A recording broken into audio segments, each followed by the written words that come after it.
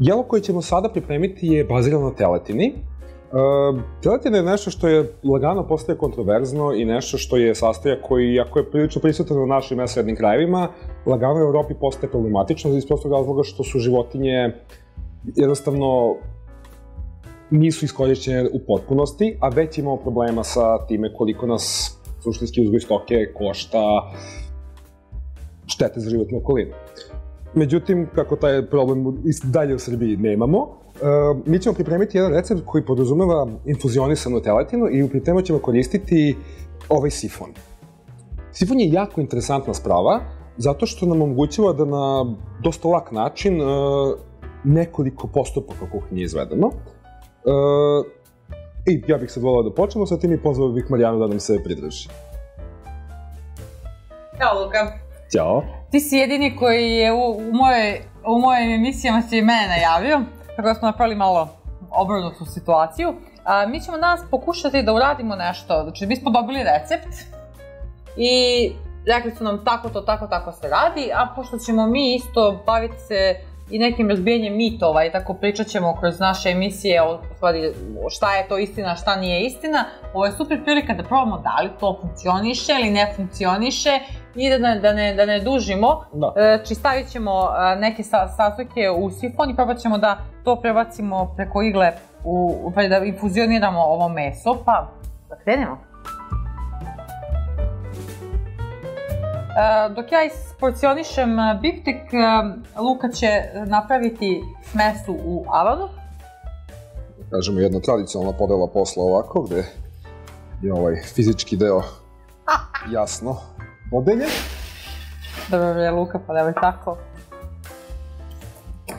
Ovo je nešto što deluje jako neobično, jer kao ugalj nije standardna namirnica. Ono što mi hoćemo ovdje je samo da izvučemo arome iz ovog uglja. I realno, ugalj, to je prašak, neće dospeti do našeg finalnog jela, naravno. Dakle, ono što ćemo mi uraditi je probat ćemo da ekstrahujemo u stvari iz ove naše smeše uglja i soli i rozmarina, matrične materije, upotrebom jednostavno gasa iz patrona koji se koristi za ove sifone. Jer u stvari taj gas na povećanim pretestima će da izvuče sve naše supstance i te supstance ćemo onda probati da jednostavno prebacimo, da izbacimo iz sifona i ubacimo u komad mesa. Da, s tim da isto jedna interesantna stvar koju ću ja verovatno raditi u nekoj od emisija je tečni dim. I to je isto jedna interesantna stvar kada spremate nešto i želite da vam to dobije ovako ukus tog uglja, tog drveta i da bude ovako rustično.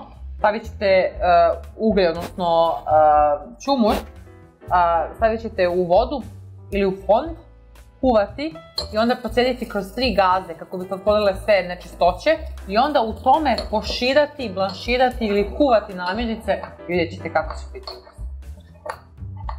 Okej? Napravili ljudi sve.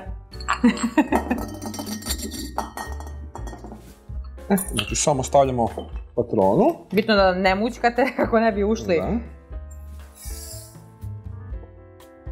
Pa bi trebalo je dovoljno. I odmet ćemo još jednu.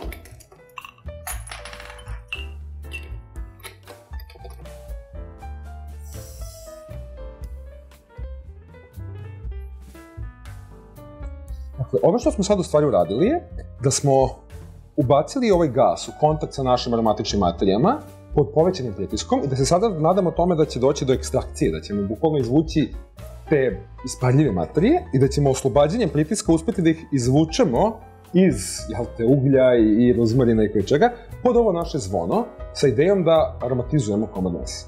Stavit ćemo komad mesa.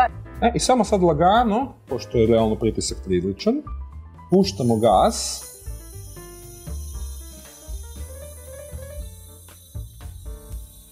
i ispunjavamo zvono jednostavno našim aromatizovanim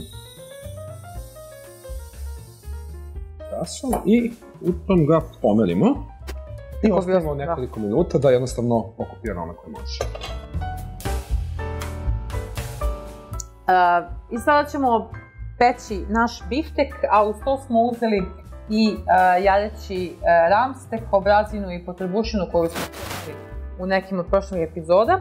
pa ćemo ih sve iskoristiti kako bi napravili onako selekciju mesa. Jedno ozbiljno mesno jelo koje je omogućivo da jednostavno vidimo šta sve, jel te, meso nudi. Pa znate kako, mislim, kad pogledaš, od svakog mesa ima po nekih 50 grama, tako da to kad se sastavi je jedna prosječna pljeskavica srpska. Da. Prvo ćemo staviti masne stvari, bez ulja, naravno, samo na stranu gde je koža i stavit ćemo. I sad ćemo da vidimo šta se u stvari desilo sa našim biftekom.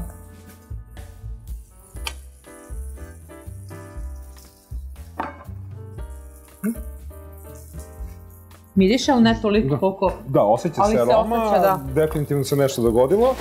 Ok, to je nešto što zahteva još malo eksperimentisanja, ali je definitivno ispravan put. Ti si pomenuo nešto što se meni jako svidalo, što ću ja da probam da radim, a to je špihovanje gasom. Odlično. Možda zaradimo milione na tome. Možda. Ko zna. Sad ćemo lepo peći sve ovo, a umeđu vremenu, pošto imamo i ulja, iskoristit ćemo, to se zove pametna upotreba prostora i svega, znači sad ćemo isto izgrilovati i naše tikvice.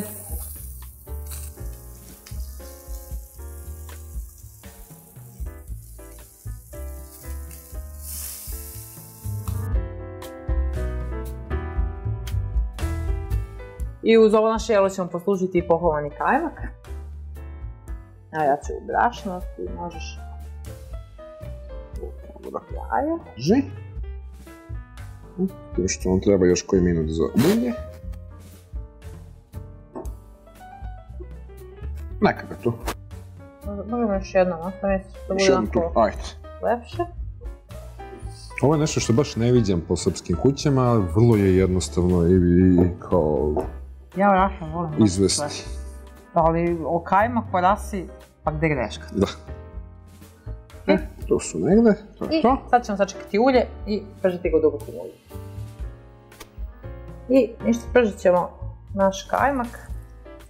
Što ti kažeš malo pre, najbolja i najsigurnija varijanta i da se onako ne misli je da se stavi, da se bukvalno zamrzne kuglica kajmaka kako bi bilo ovako i oblikovanije i lepše i da bi se... Nema potrebe. To je nešto što može da se uredi ako recimo vam dolaze gosti i hoćete napraviti, ne znam, 200 toplih kuglica kajmaka za predjelo za slavu. To je zgodan način da se dosta posla uredi unapred i to se pobaca za mazivač, jednostavno kad vam zatreba samo izvadite i stavite ulje i imate jako lepu komponentu jela spremljenu za vrlo malo vremena. Da, kao fazon što se radi pohovani sladoled. I uz tu ćemo isto spremiti i treću komponentu za naše jelo kad budemo se izbirali. Samo ćemo kratko propržiti peteljke. Sad ćemo Luka i ja se vidjeti naše jelo. Krenut ćemo prvo sa najvećim komadom.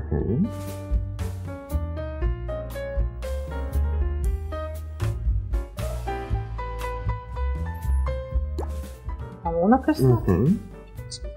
Kontru. Možda nam i ne treba još jedan, ali neka ga. Ovo ćemo isto da ponovimo suprotno sa tikvicama.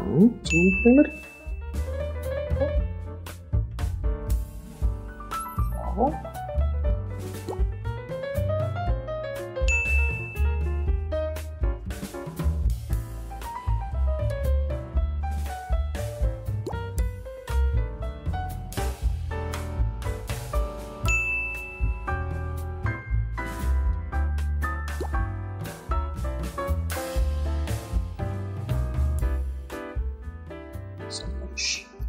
Primer tu, možda malo kice centralnije.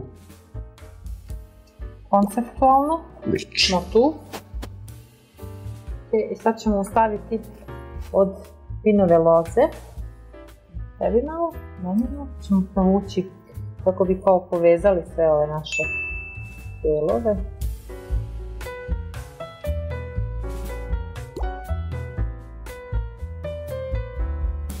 Što bi ovdje danas rekli? Popularno ekstra. Vaše jelo je posluženo. Uživajte.